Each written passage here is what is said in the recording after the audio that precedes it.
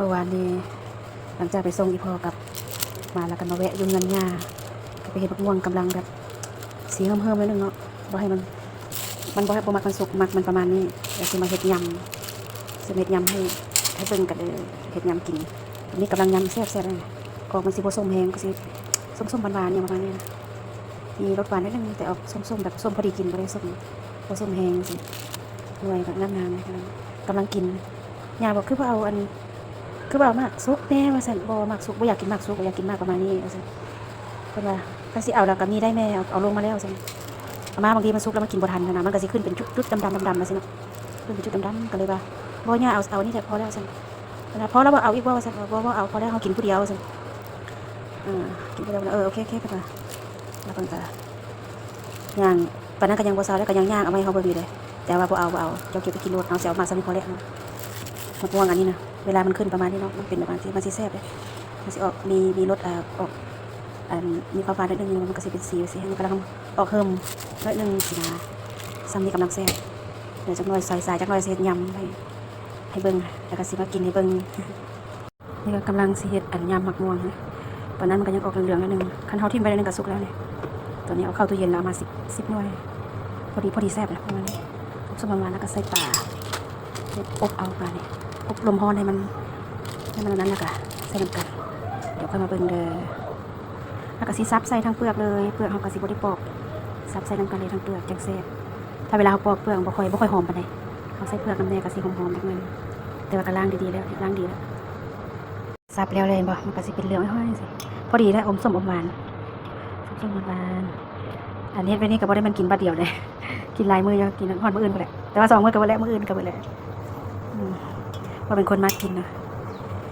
ประมาณนี้พอดีแซ่บเปลือกมันแน่มีเปลือกมันแน่สิทั้งแซ่บนี่ก็สิมีมะเพ็ดมีหอมบัวน้อยใส่เกลือเป็นใส่น้ำตาลกับผงนัวแล้วก็จังสิใส่น้ำปลาแดกปลาน้อยปลาน้อยแล้วล่ะปลาซิวเอาก็สิมายำแบบนี้แซ่บๆกันมาเด้อนี่เป็นกำลังกับมือกินหอมไม่มาเลย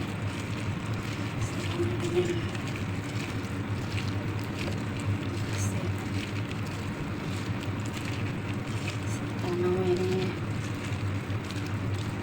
สิประมาณนี้เรียบร้อยแล้วเอาเซ่มันเป็นหม้อน้อยเลยเดี๋ยวสิเก็บใส่นี่เลยเดี๋ยวสิตักหน่อยหนึ่งใส่ถ้วยกินแล้วก็เพิ่มปลาแก้วมาใส่แซ่บๆนะก็กำลังกลับมาเด้อ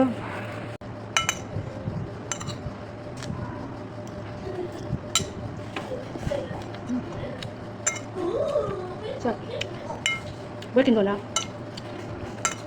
เพราะว่าช่วงนี้ไม่ค่อยเห็นมีมะม่วงไปบ้านญาติก็ยังมา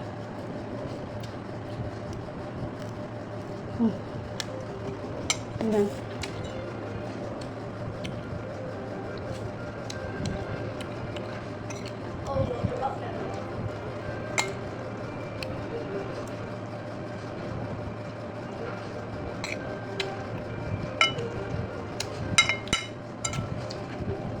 เป็นสีประมาณนี้กำลังจะเข้าคนส้มอมหวาน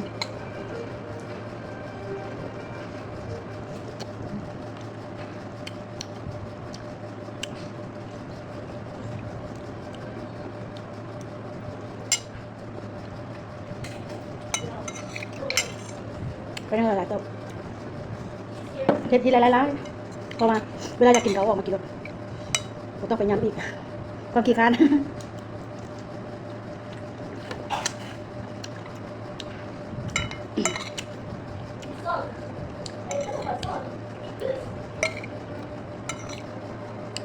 เป็นรอบเดียวจบ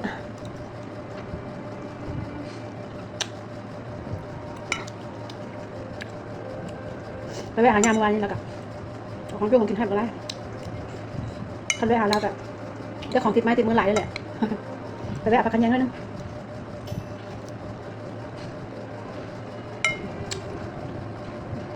จะฝันมั้ยเจอกุ้งแห้งก็ได้แต่กุ้งแห้งก็มีกับแบบมันบ่อนั่นนะมันมีหินมีทรายซาอยู่สักเลยก็มาใส่ ปลาน้อยนะครับ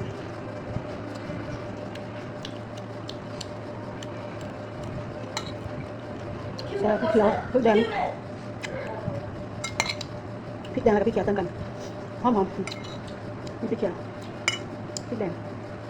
ใส่พริกสดมันจะหอมใส่พริกขี้หนูใส่อันนี้เป็นพริกขี้หนูพริกอย่างพริกคนนี่เลย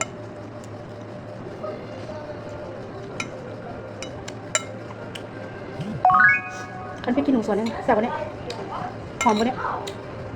เปรี้ยวเผ็ดด้วยเผ็ดเลย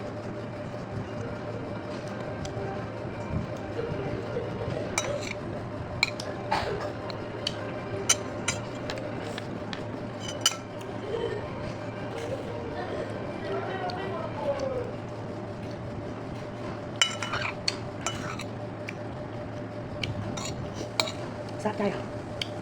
หายง่วงนอน